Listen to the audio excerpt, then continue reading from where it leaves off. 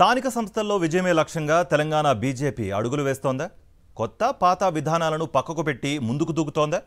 కాషాయ పార్టీ భవిష్యత్ కార్యాచరణ ఏంటి? కార్యవర్గ సమావేశంలో తీసుకున్న నిర్ణయాలేంటి? పార్లమెంటు ఎన్నికల్లో 8 సీట్లు గెలుచుకుని తెలంగాణలో ఫుల్ జోష్లో ఉంది బీజేపీ. గులాబీ పార్టీని వెనక్కి నెట్టి నెంబర్ 2 స్థానానికి దూసుకొచ్చింది. రానున్న రోజుల్లో అధికారంలోకి రావడమే టార్గెట్ గా అడుగులు వేస్తోంది. అయితే కొత్త పాత నేతల మధ్య వివాదం, గ్రూప్లతో కొంత ఇబ్బందులు కళ్ల ముందు కనిపిస్తున్నా కలిసి ముందుకెళ్లాలని పార్టీ అధినాయకత్వం ఆదేశించడంతో నేతలంతా ఒక్కటయ్యారు. రాష్ట్రంలో అధికారంలోకి రావాలంటే స్థానిక సంస్థల్లో సత్తా చాటాల్సిందేననే రాష్ట్ర కార్యవర్గ సమావేశంలో ఏకగ్రీవంగా తీర్మానం చేసింది కమలం పార్టీ. ప్రధాని మోదీకి ధన్యవాదాలు తెలపడంతో పాటు ప్రజలకు కృతజ్ఞతలు తెలుపుతూ తీర్మానం చేసింది పార్టీ. స్థానిక సంస్థల ఎన్నికల్లో కార్యకర్తల గెలుపు కోసం కృషి చేయడంతో పాటు కాంగ్రెస్ పార్టీ ఇచ్చిన హామీలను అమలు చేసేలా నిలదీసే కార్యక్రమాన్ని భుజానికెత్తుకోవాలని కార్యవర్గ సమావేశంలో నేతలు నిర్ణయం తీసుకున్నారు.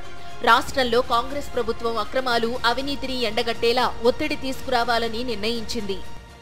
కార్యకర్తల కష్టార్జితంగా వాళ్ళ పార్లమెంటు సభ్యులుగా మేము గెలిచాం. మా గెలుపు అయిపోయిందన్న నెక్స్ట్ మేమందరం మీ గెలుపు కోసం ప్రయత్నం చేస్తాం. వాళ్ళ రాబోయే రోజుల్లో సర్పంచ్ ఎన్నికలు వస్తున్నాయి, గ్రామ స్థాయి ఎన్నికలు వస్తున్నాయి, స్థానిక సంస్థల ఎన్నికలు వస్తున్నాయి.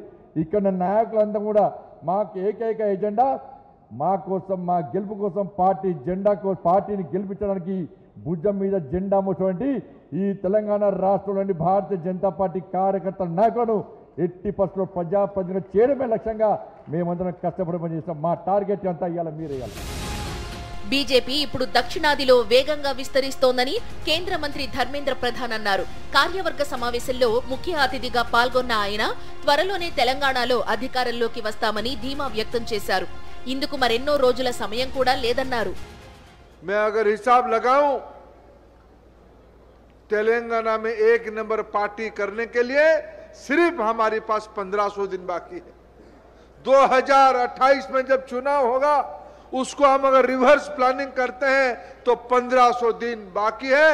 आज की कार्य समिति ये संकल्प लेके जाए।